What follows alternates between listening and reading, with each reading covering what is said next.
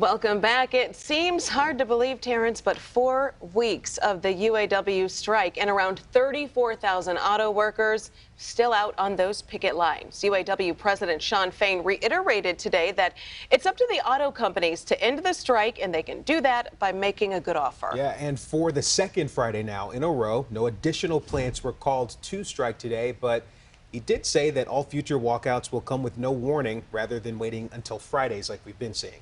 Here with us again is Luigi Gjokaj, the Vice President of UAW Local 51. That's a Stellantis shop. And Luigi, thank you again so much for being with us. Thanks for having me again. So we were catching up just a little bit on the break. How is everybody doing out there?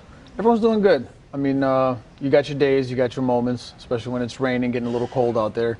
But the support has been overwhelming from our fellow UAW members, from the community, our friends, our families, the general public. It's been an overwhelming, tremendous amount of support from everybody. So it's keeping us strong on the lines.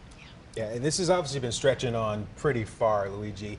Is there a sense of motivation amongst the group just to see that there are at least some conversations being had and offers are being made?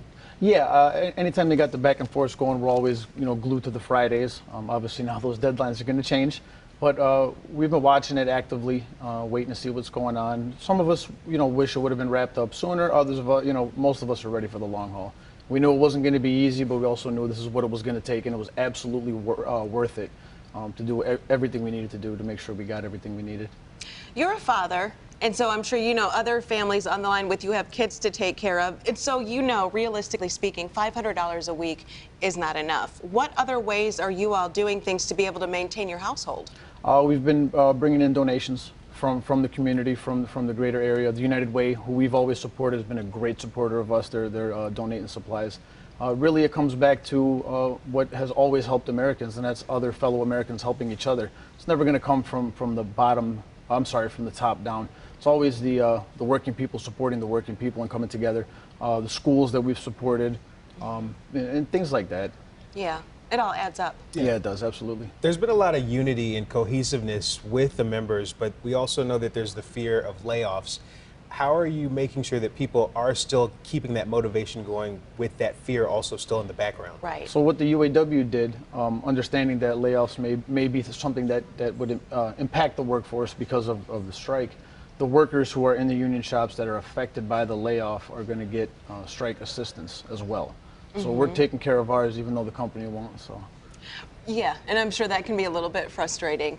Yeah, absolutely. So are you all talking amongst yourselves of any other strategies or ways to get people to pay attention? Honestly, when thankful to the media such as CBS always having us on here, getting our perspective, being very fair, and letting us really have our voice be heard has been tremendous. It's been tremendous. We're doing convoys on the weekends, on our off shifts, on our off days. We got one planned for Saturday to hit the Mopar plants, some of the PDC plants in the local area that have been affected. I know a bunch of us are even going down to Kentucky at the Ford plant since they got called out unexpectedly on Wednesday. So we're going to go there and support them all the way from Detroit and let them know that, UAW doesn't stick to lines. We cross everywhere. So people are able to sit and listen in on these interviews. Maybe they'll see a soundbite here and there from stories. But as we just heard from Ahmed, we've got some rain moving in. You guys are out there in the elements. That is getting tough. Colder. How has that been, just making sure that everyone is still just holding strong despite everything you have to go up against? I mean, I think anybody from Detroit is used to the weather. And we get out there and we tailgate for the Lions games, even when they were 0-16, and now they're, doing way better than that, thankfully. And at one point, we were downtrodden and beaten and fighting for survival back in the 30s. And it's getting back to around that time, but we're on the upswing just like our Lions are. And we're going to keep fighting all the way till we get to that ultimate goal. Is your profession today still the profession that you would have wanted had you known going in that there would be days like this and strikes and tough periods? I think no matter what job anyone does, you're going to have your good and bad. You're going to have the good, the bad, the other. I'm just proud to honestly be a part of history and be a part of a fight that I truly believe in, that I think is going to affect generations.